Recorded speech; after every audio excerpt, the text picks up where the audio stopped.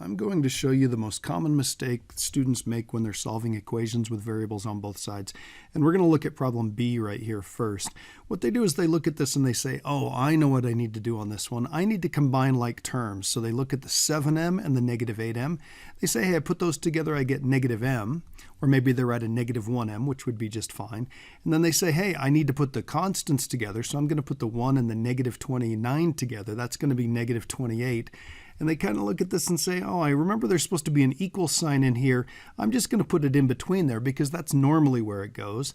And then hopefully they see, hey, I need to get rid of the sign in front of that, so it's a plain old m or a 1m. So we're going to divide both sides by negative 1, and we get m equals, this would be 28. They circle it and they feel all happy with themselves, but that is not the right answer. If you plug 28 into that, you're going to get the wrong answer. So remember, we've got to get the variable on the same side before we can start solving this. So I'm going to go ahead and erase these.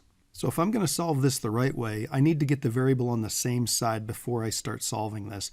So I've got a 7m here and I've got a negative 8m here. It's probably better to move the negative 8m, although you could move the 7m to the other side. I'm going to go ahead and add 8m here and add 8m here. You'd have a 15m plus a 1 equals a negative 29, and then you solve from there.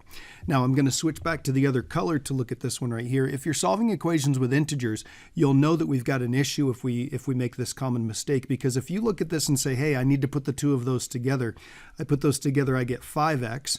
I'm going to put the two of these together and I get a 7, and then we kind of just make up where we put the equal sign. You're going to know that we've got an issue with this if it's supposed to have integer answers, because on this one we'd end up with 7/5.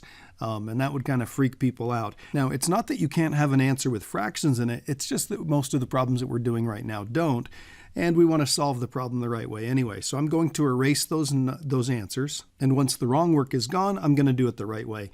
Again, we want to move the smallest of the two of these. I'm going to move the 2x to the other side by subtracting 2x, and look how cool this is.